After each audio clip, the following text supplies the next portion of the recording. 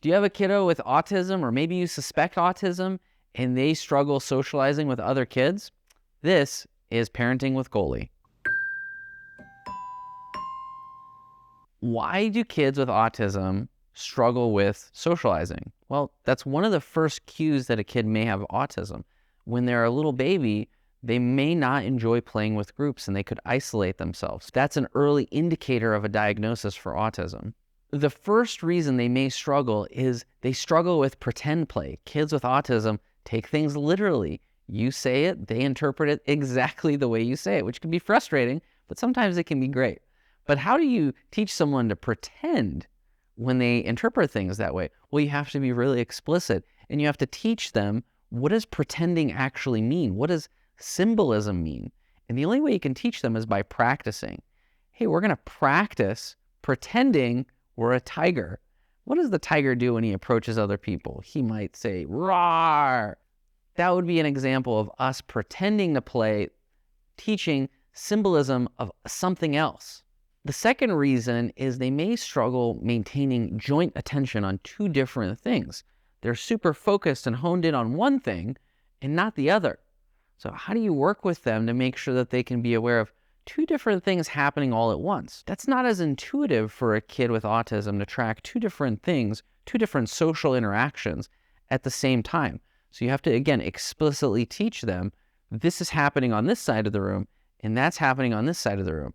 So let's talk about how the two might interact with each other, how that might impact the dynamic in the room, and what is my role as the observer of what's happening. The third reason is they may struggle with imitation skills. What do other people do when they meet each other or play with each other?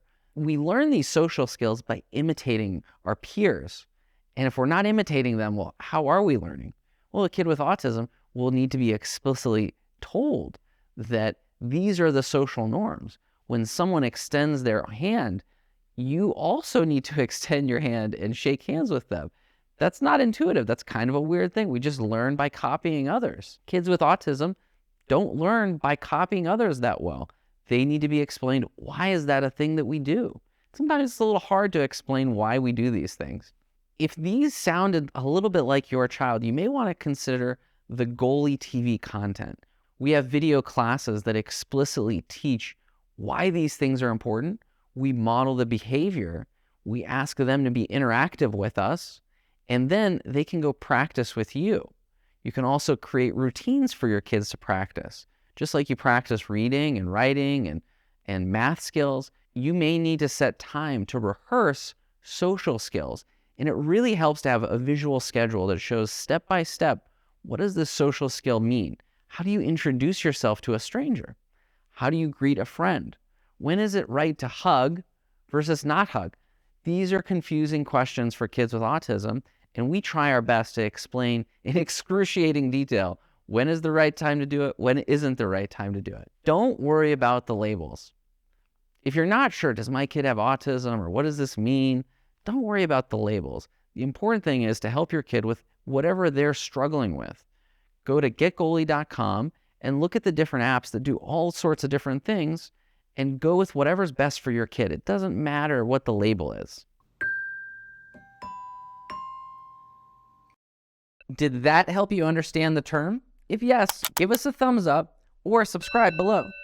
If it didn't, then leave us a comment and tell us why. What are we missing? We always want to do better. This is a project by Goalie. Check us out at getgoalie.com.